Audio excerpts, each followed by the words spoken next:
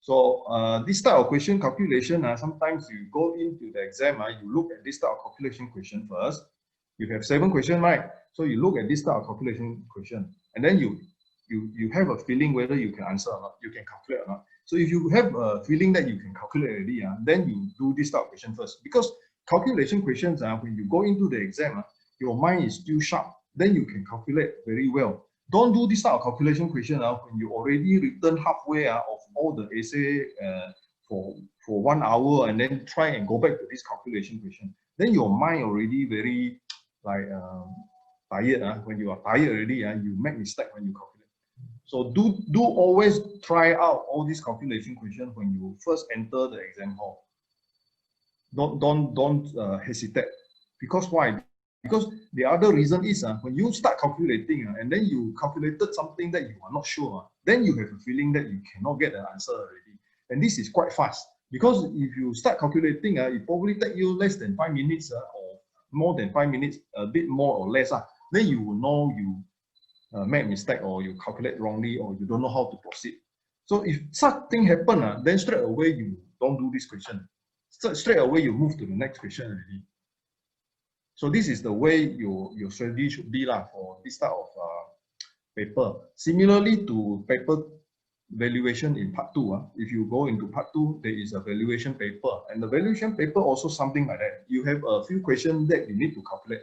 So you go in and you straight away target all these calculation questions, and then by less than 10 minutes, you should be able to tell you can answer or not. Then you take all this, you can answer one, quickly finish off the calculation. Then only you start writing. Then only you start doing the part that is about definition, short question, short answer like that. So by the time you complete probably 1 hour, then you probably like 3 questions you quite well done already. Then you left with only maybe difficult part question of the, like one question you got 2 parts, or one question you got 2.5 bit like that. Then only you put more effort into smaller parts, or extend your some elaboration over your those essay type of question to get more marks. So Steven said that still struggling to understand the act Too much act to remember. Too much of this act to remember. Maybe I just summarize Well, we are here. I'm just summarizing it for you As an estate agent, what we are required to know in the field when you deal with your customer, actually got two major type of customer. One is the customer who are property developer, or people who are dealing with land. So if you are estate agent dealing a lot with land deals, then you have to handle all those town planning, local government, and this sort of things. But if you are not doing a lot of land deal, you are just basically doing sub-sale or project sales, then you likely only deal stamp duty. Basically stamp duty, not even RPGT. Because sometimes RPGT you deal more when you are having like situation, you need to be consultational. That means you become a consultant to the person who sells, like the vendor who sells. In fact, the property projects, they won't ask you for consultation because they themselves they are very well knowledgeable that side already. So stamp duty, in fact, in and out every day you have to remember. So there's no excuse that you do not know stamp duty. So on the part on the act, then the Stamp Act 1949, you have to know 2 things. One is your stamp duty dealing in the situation of sub-sale, or in the situation of transaction of property. That means when you have family member, inherited and then pass on, and then things like that, then how will you exempt the exemption that is required, the way how you handle those things. Then the second part is the part where, let's say you want to stamp your document. Let's say stamp your tenancy agreement of 2 years or 3 years, and then how to calculate. That one usually will also come out. And then other than these 2 parts of the stamp duty, then the moving on is the RPGT, where you need to know basically how to handle the expenses that you can claim from RPGT calculation. So there is a standard on that part where you need to memorize the steps. That means the disposal price minus all the expenses that is engaged in dealing with the promotion of that property and the uplifting of that property, and then the insurance or the damage that is done to the property, and then you can add back or whatever. So those are standard you need to memorize. You write out, make into your small notes, and then memorize it. And then when you get to see this sort of question coming out in the exam, you just form it out and then put all that in, like fill in the blank. Then you calculate out. So in fact, that one can win you a lot of marks already. Other than that, then come down to the fact that you need to know about appeal, all these issues of stamp duty, chargeable, you cannot pay, or you want to appeal to pay in different installment, all those things that you have to go back to the act and then remember, just that part. No need to remember more things. Sometimes they ask questions like, oh, somebody is selling the property overseas. The person is in overseas, and then the sales and purchase agreement was signed on what that, and then later on, you never go and stamp. Then you stamp it later, after how many months later, then what is the penalty? This type of question also come out before. So stamping requirement is to stamp within 30 days of the stamping of the formation of the contract. So there is a penalty to pay. So similar to sales and purchase agreement, tenancy agreement, which is stamped later, also need to pay the penalty. All these things you remember, no choice, have to remember, memorize. Then coming from the stamp duty and RPGT, then you go down to town and country planning. Now, town and country planning is a big topic. In fact, a big topic which involves taxation and also involved in the part 2. It also involved in the valuation paper and penalty for late stamping, correct? You're talking about this, right?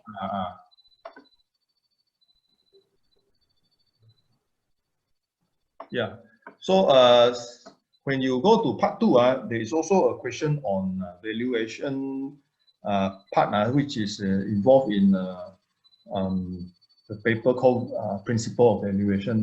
So in the case that you also actually touch a bit also on this part, especially on land acquisition, because land acquisition talk about cases whereby the authority acquire the land that is supposed to be planned for certain development for public use. So how it involves land acquisition when it comes to taxation, the part that is like when you are talking about town and country planning. So for example, when you have a plot of land, and this one, as I said just now, if you handle land deal, so you have a plot of land, and then this land is supposed to be sold, and then the person who bought it eventually discover that there is actually a town planning that has been done, or master plan has been done, and then there will be a road cutting across the land. So when there is a road cutting across that land, definitely your land can never be used as your whim and fancy. So you have to go back to the state authority to actually sort that out. So when you go back to the state authority to sort that out, then you need to actually appeal. That is an appeal process, because your land already been acquired. In fact, already been planned for public use already. So how do you actually go to state and ask for compensation? Then there is a procedure that is to be followed. That is in the Town and Country Act, Town and Country Planning Act, which is called the purchase notice.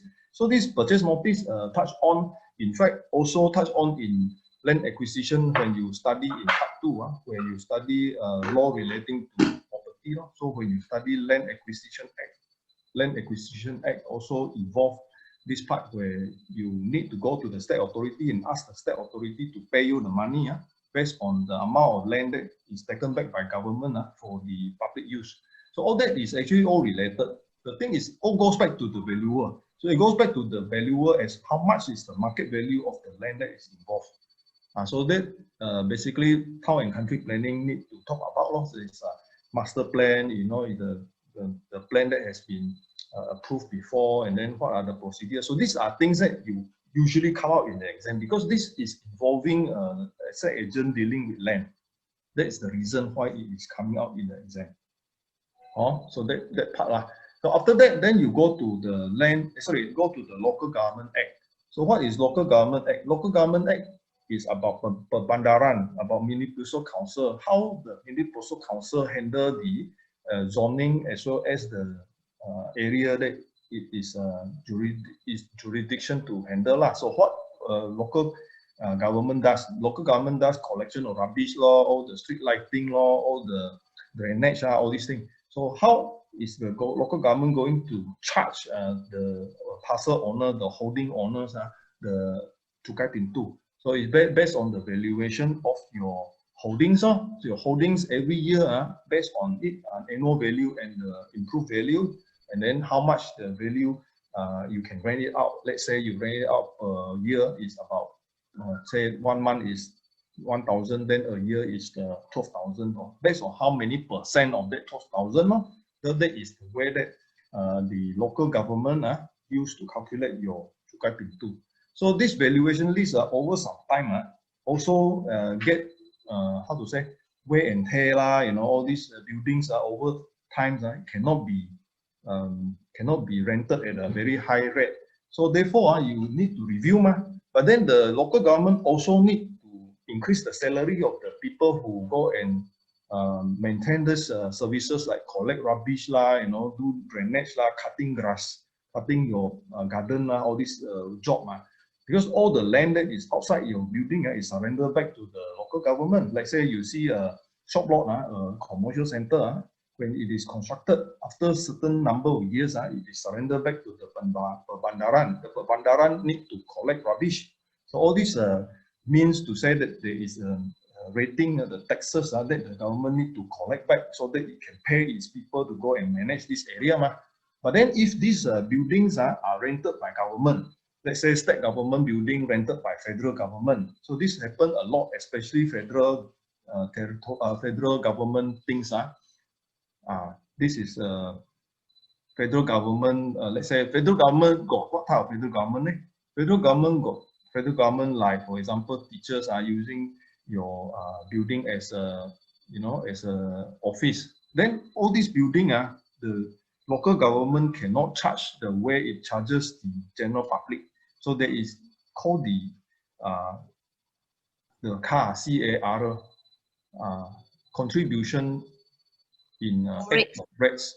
So all these things you usually will come out also in the exam and then ask you to explain what is CAR.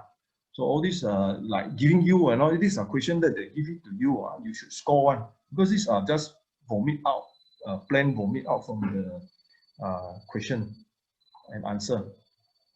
So this part, I think nothing much unless you go back to the earlier years where they talk about some of this town planning, whereby let's say your house and then you want to construct a wet kitchen or you want to extend your car porch and then later on you use up more land than before. Then originally you only have 2 car park, sheltered car park, and then now you have 4 cars. Now you want to extend your sheltered car park to become 4 car park. So this type of situation you have to pay for extension, change of use, and all those calculations. So those calculations would be affecting your cukai pintu as well as affecting your even the cukai tapak, that means your land rent So this part it can come out also in the earlier years but now I don't think they ask this question anymore. So then the last is the in the way the income tax relief, income tax, personal income tax, where they can come out question like rental income, and then they can come out with the expenses that you can deduct from rental income, your personal income, maybe more like your advice to the vendor Let's say you are handling a landlord who has got 3 properties and then now he asks you for consultation. How can he, you know, reduce his payable tax?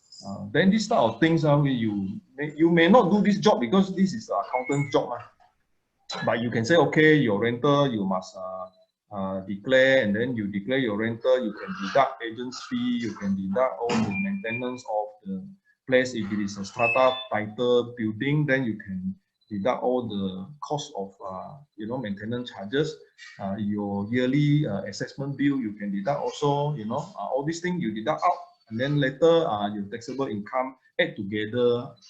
Then if let's say even you make losses because your interest income, your interest charged by the bank loan is very high, then some of your property actually you are making negative income. Negative, the outgoing is more than your income. So those can actually be set off against the property that is make money after many years you pay off the loan. So all these things is your advice to enhance your job as an estate agent. So these are things that usually they won't, usually you won't do also in your job, because this is, if he has got so many property, he will have his accountant doing this job for him. Oh, so I think we got quite finished off taxation already lah. Oh, can we have a class? Like, I know Thomas, you are very well in calculation of the development charge. Can we have a class? You teach us how to count the development charge, because I'm still struggling with the calculation of the development charge until now, right? But those for stamp duty add one, that one we can memorize it and we can find out the adds. I'm talking about the calculation because I think calculation part is quite confusing like car park calculation, those development charge, like they want hard to I think this type of question are hard to answer. I mentioned just now before you come in, Angie, hard to answer because they are question assumptions. Because in the question they don't give it to you, like they expected but you do not know. When you see this question in the exam hall, you will not know, you see. So these are the things that I find that no matter how good you prepare, these are questions that you should avoid. No, the calculation of development charge every year sure come out with 1 or 2 questions so sure, we cannot avoid, because RPGT nowadays they come out with RPC shares. We cannot answer RPC is totally is not within our syllabus So I think I don't know for this development charge, like additional premium additional premium quite okay but I'm talking about the car park one. Car park one last year one, I don't know how to count. I know. Those type of questions, I think when you see it coming out, better don't try. Better don't try, because even I go in and search about this thing, my answer may not be correct also, because you never know what exactly is in the planning unit of the authority.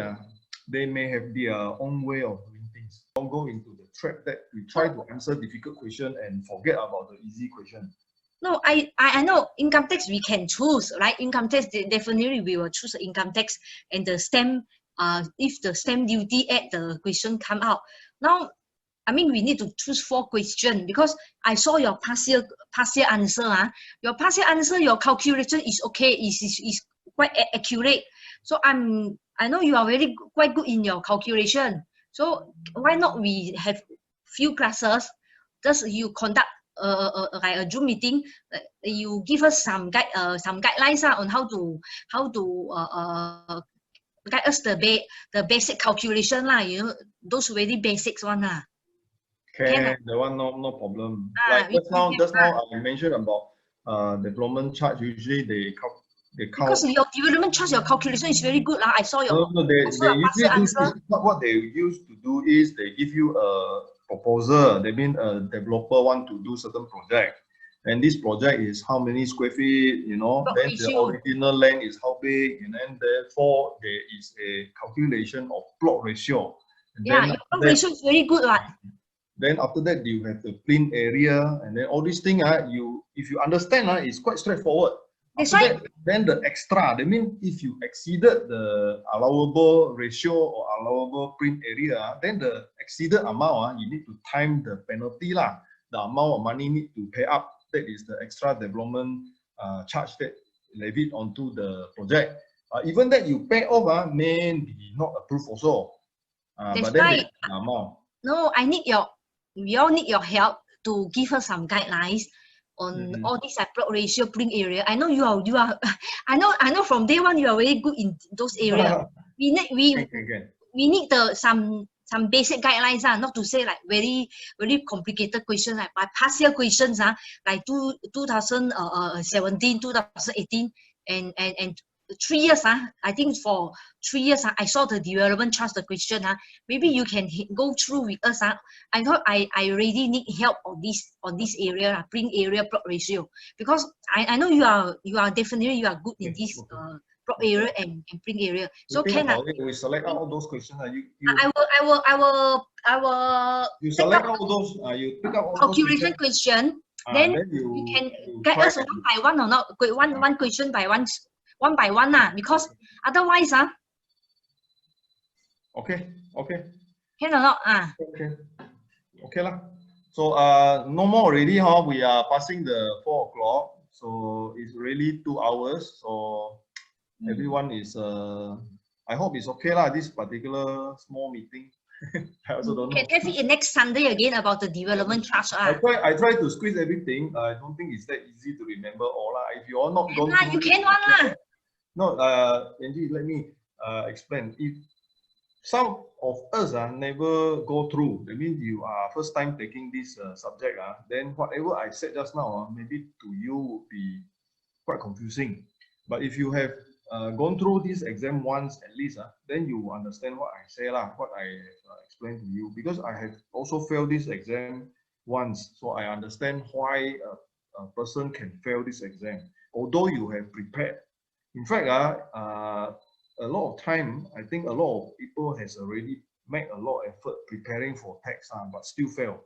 So I want to highlight the fact that there is a strategy how you can optimize the way to pass. Not to say you have to study everything, because the way to study everything can never be enough. Because you will find that when the more you study, you only can remember certain part only. You cannot remember the whole lot that you have studied. So this is our problem, and especially when you are busy doing other things also, you don't have the time to really reinforce what you have memorized. So when you come out to the exam hall, you can actually only write from your very general approach. And when you write in a general approach, usually you cannot win marks. So the way to go about in this type of problem, to me, to my personal thinking, is that you try and focus on the calculation, because calculation answers can in fact give you maybe more value per answer. That means you can say, I will write a stack of calculation, I will win maybe 10 marks. Whereby I can write a few sentences and I still do not earn any marks. So this is the method that I think it may help you to pass this exam. Target on some of this calculation and then quickly finish up and then do your other maybe elaboration, explanation type of question. I want to target on at least a bit of a calculation question, but my calculation is very poor. I don't know. I for development trust, I need help in this area. Next, if possible, next Sunday. We try and do next round some of this because today I asked Angie to come up with a few question answer. So because you didn't get it done, you didn't show lah. So never mind. Next round we can do lah. Because for Zoom meeting easier to understand when you can guide us through this Zoom meeting, it's easier to understand. Okay. Rather than over the phone or I don't know, because we can have a share screen. Can. You need to recall those calculations. I thought you are doing. Actually, the concept is the more important thing. It's not the particular calculation, because the particular calculation question may actually appear with some modification. Then when you go into the exam, you get confused already, because you are not firm on your concept, because you don't have the concept. Like for example, a calculation for real property gain tax is very simple. If you think of it very simple, is actually very simple. But if you want to think of it complicated, it can be very complicated. For example, how to simplify this real property gain tax by just two things. One is disposal price, one is acquisition price. If you know these two prices, you know acquisition price, you know disposal price, you can calculate your real property gain tax already. But then in the real scenario, when you are in the exam, wow, they give you all the story from grandmother story until grandchild, then you confuse, everything confused. Then when you put your acquisition disposal, you thought this is acquisition, this is disposal, because it has to be a price, can be a disposal price, can be an acquisition price. It depends on who you look at. You look at the buyer, it becomes an acquisition price. You look at the seller, it becomes a disposal price. So of course, you need to understand the concept. And then when you enter, then only you understand how to use. No, in this case, you just give her the basic concept, lor. Correct. Just now I already given the basic concept of plane ratio, of plot ratio. I already given. Thing is that a lot of time when you get into the exam hall, all this concept you are not firm on, definitely you can't already. Then you wrong already. Your plane ratio become your plot plane area become your plot ratio. So then you halfway calculating, you already doubtful whether this is correct or not. And then you say, I wasted already 15 minutes or wasted 20 minutes already. I don't know where I'm going. Then you say, okay, change another question.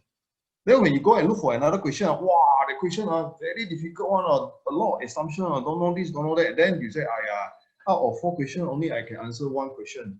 Maybe the relief, taxation relief, income tax relief. The rest, I am not so sure. So this is the problem. So never mind, maybe you can we do another time. We do another time. I think we have done about 2 hours plus already. Thank you so much. It's been recorded down, so later if I can do some editing, maybe you all can look back those you have missed. All right lah. Bye bye. Bye bye. Bye bye.